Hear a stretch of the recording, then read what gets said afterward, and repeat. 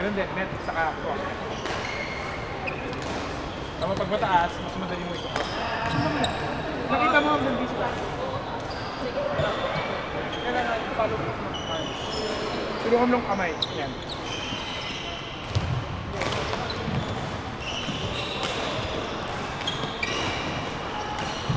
Up. Up. Good. Up. Good. Up. Okay na yun. Ayan. Ano lang yan. Fine-tune mo lang yan. Ano na yan. Dadagdagan mo na siyang kapag ganyan. Instead na ito lang. Okay. Ganda ka na lang lumalayo. Sige, exercise. Okay, wait. Di ba yan? Lumalayo ko sila. Ang gagawin mo. Anong isip ko muna na? Huwag naman mo siya scoop ha. Kasi konti lang kasi ito mo lang. I-angle mo lang yung racket mo. Instead na normal mo ganito, i-angle mo dito. Sa likod mo siya.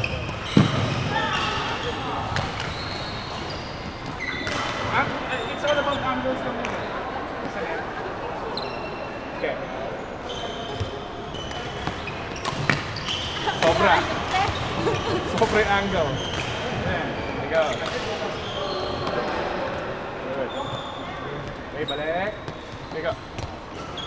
Go. Ayan.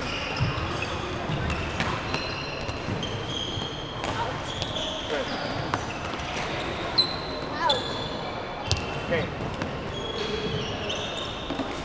At least meron tayo din kung isa. Okay. Try mo ngayon kung alternate yung tatlo. First, lift. 1, 2, 3. So, lift, and cross. Ready? Go. Good. Go. Good. Go. Good.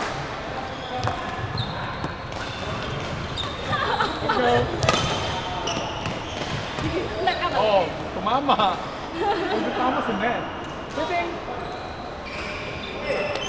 Angle mo lang ng hindi masyado mataas. Kailangan mahaba. Kailangan mahaba siya.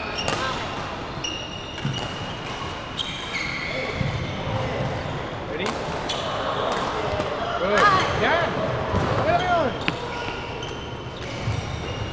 Ang aga mo, oh. Andiyan siya ka na agad, oh. Hintay. Ready? Go. Good. Good. Good.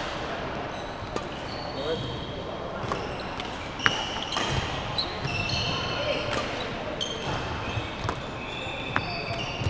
Good.